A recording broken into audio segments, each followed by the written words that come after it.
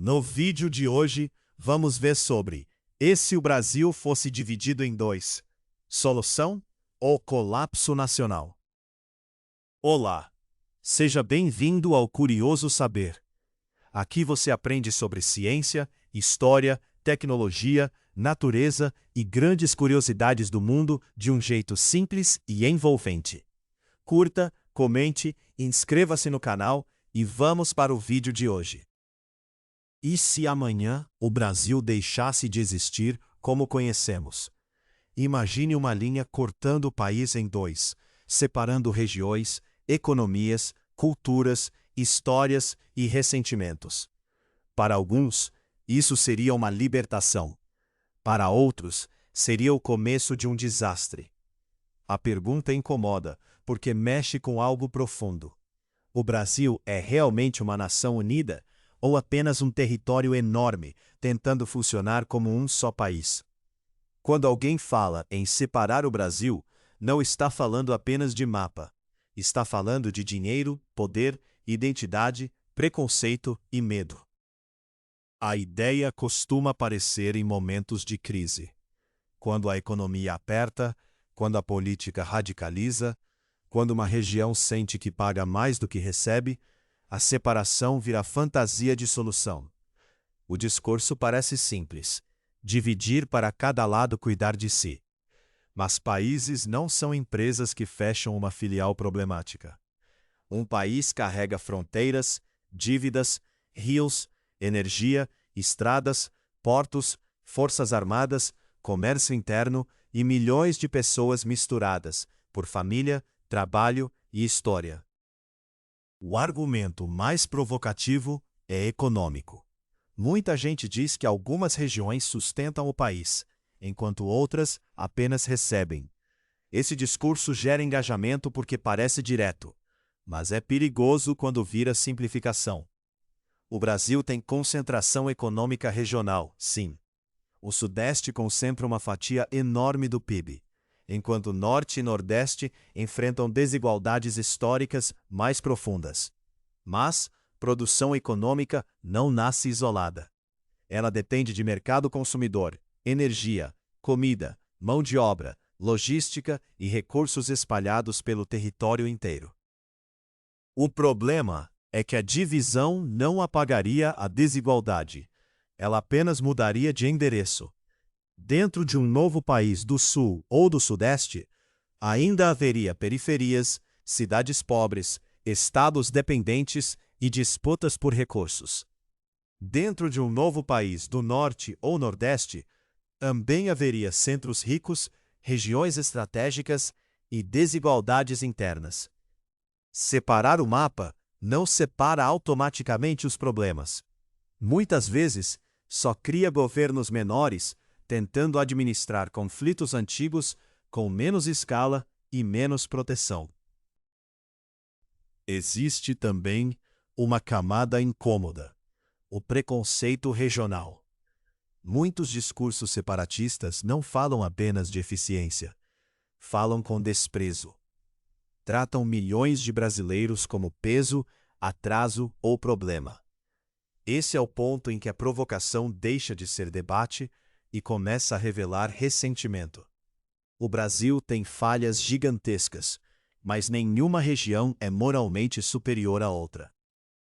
Toda região tem corrupção, riqueza, pobreza, talento, violência, inovação e abandono. O risco da separação é transformar frustração política em rejeição contra pessoas. Outro ponto explosivo é a Amazônia.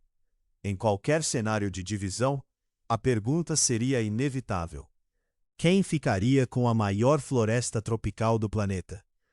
Quem controlaria seus rios, minérios, biodiversidade, fronteiras e pressão internacional? A Amazônia não é apenas uma paisagem.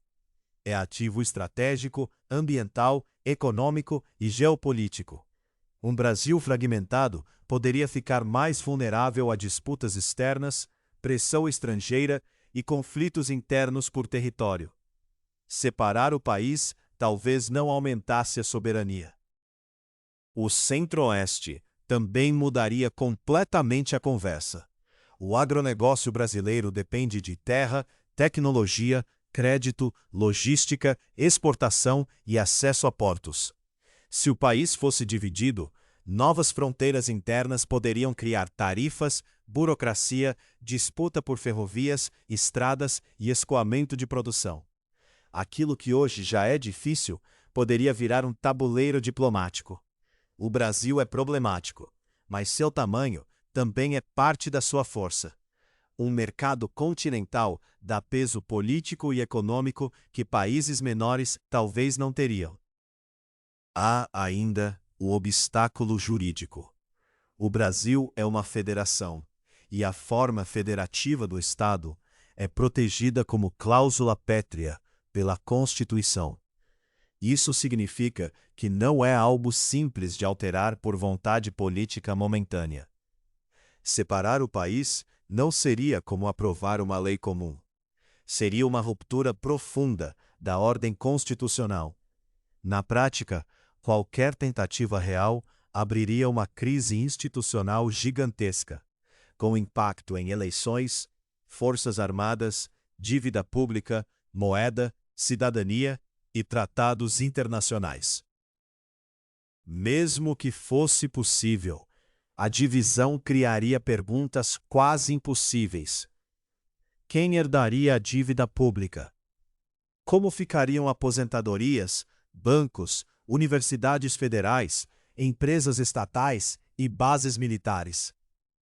Qual seria a moeda de cada novo país? Quem teria direito à dupla cidadania?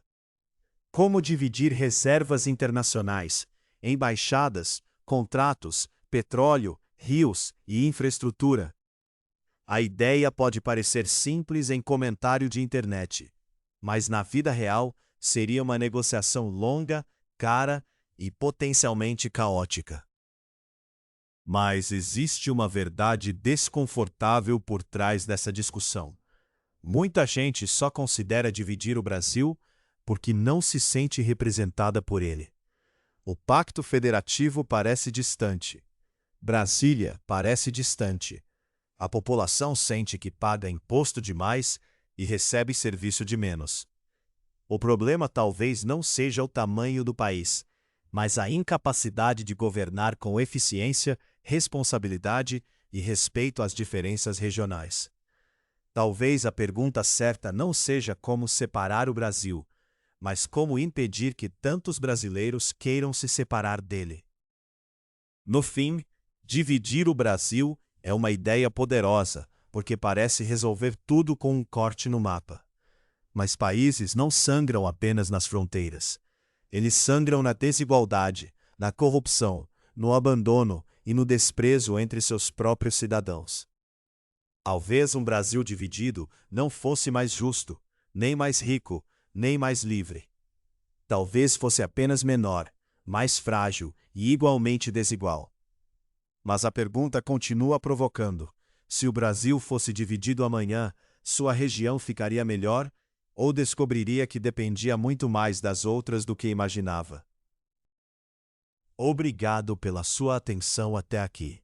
Se este vídeo te ajudou a entender melhor o assunto, deixe seu like, compartilhe com alguém curioso e inscreva-se no canal Curioso Saber. Até o próximo vídeo.